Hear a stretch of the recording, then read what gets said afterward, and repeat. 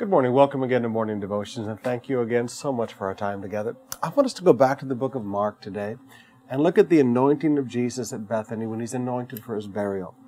It's one of the most intriguing, frustrating, irritating, but real-life stories in all of the gospel. Here Jesus is about to die on behalf of their sins. And Judas, because he's a thief and he wants to get a hold of the money, stirs up the attitudes of the other disciples. And Jesus is criticized for the beautiful gift that only means something to him. But I'd like us to look at the other side of that story today. I want you to notice in verse 5.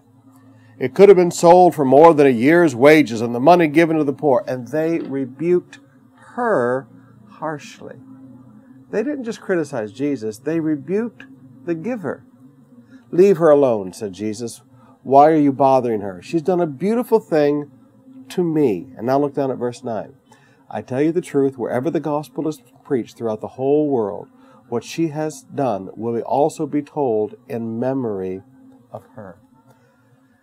One of the strangest things that you see in life is that the spirit of Judas, people who are thieves, people who steal the tithe from God, people who are actually stealing in church, connect group leaders that are stealing the offerings, businessmen that are stealing the tithe, businessmen that, forgive me, are even stealing seed that God gave them to sow to bless them. When you find a person has an attitude of a thief, you'll find that not only are they critical of people being blessed, they are also critical of generosity. Thieves are critical of generosity. Let me say that again. Thieves are critical of generosity. Now sometimes it amazes you when you want to be a blessing to somebody and you want to give to something, and you have relatives who are critical because they wanted the money, just like Judas. You have other people that are critical because they wanted the money, just like Judas. Judas wasn't critical because he wanted to feed the poor. Jesus was very clear in the other Gospels that he was a thief. Now, you need to understand that when you are criticized for your generosity, first of all, I never trust people who criticize my generosity because they just showed me their spirit of Judas.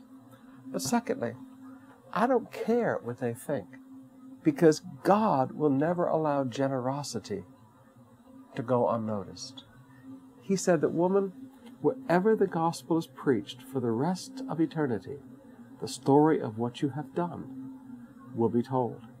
Now, it's fascinating to me that these men came and were so harsh to her and were so mean to her.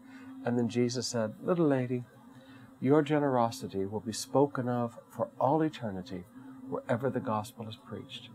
When your generosity is criticized, when people look at you and really rip you up because you were generous, you were giving to somebody, you were giving to the work of God, you were building the house of God, you were feeding the poor. When people get in your face about all that, just kind of smile and go, number one, I'm never going to trust you because you just showed me that you have the spirit of Judas.